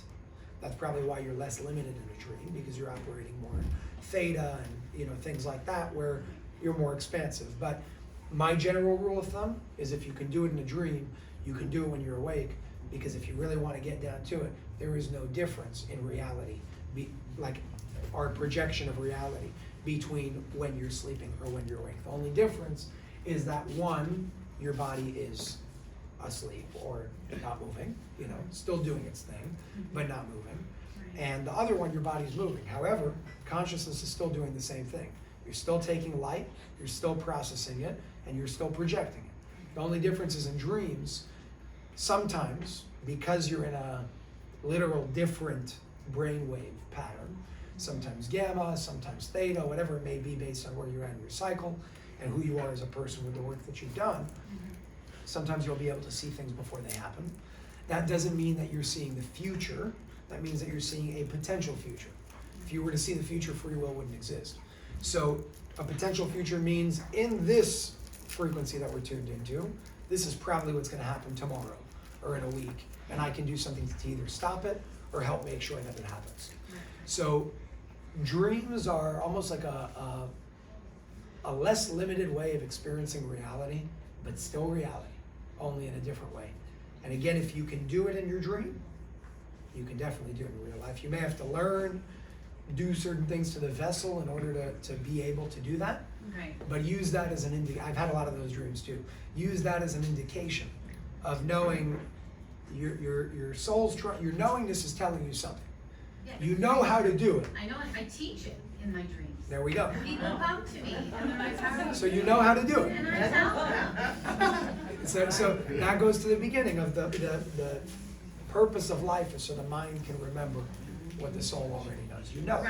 Right? You're more connected in the dream That state. resonated with me when you said that. And that's it. So you can do it. You can do it. It's just a matter of Tapping it. yeah. I don't know steps to be able to give you on that other than purify the vessel that you're in. Keep it as coherent, as clean as possible, whatever that means to you, and move from there and see where it takes you. You will be guided perfectly. Awesome. Thank you. Yes, we'll do that as the last question. How often are the codes themselves updated and upgraded as the energetics are coming forward? Is that Dr. Sandra or a team, just to keep everything going as the planet is offering that to us? So I know that there have been a few different models almost over time. I would have to ask Sandra if the code actually changed, because I'm not 100% sure that it did.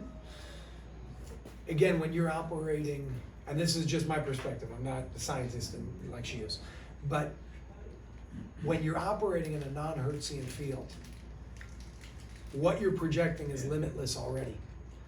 It's not, oh, okay, now let's add this. Adding and subtracting and dividing and multiplying exists within the Hertzian field. It exists within our physical reality. Outside of that, I would assume, this is a question that I would have to ask Dr. Michael, because that's a very good question. But my assumption would be that whatever this code is and how it came through and what she created is a code that operates with that infinite in the first place. Not that she knows everything, but she built it on the things that are infinite to begin with. And that keeps itself going. That would be my assumption, but I would have to ask her. Alrighty. All right, Thank you.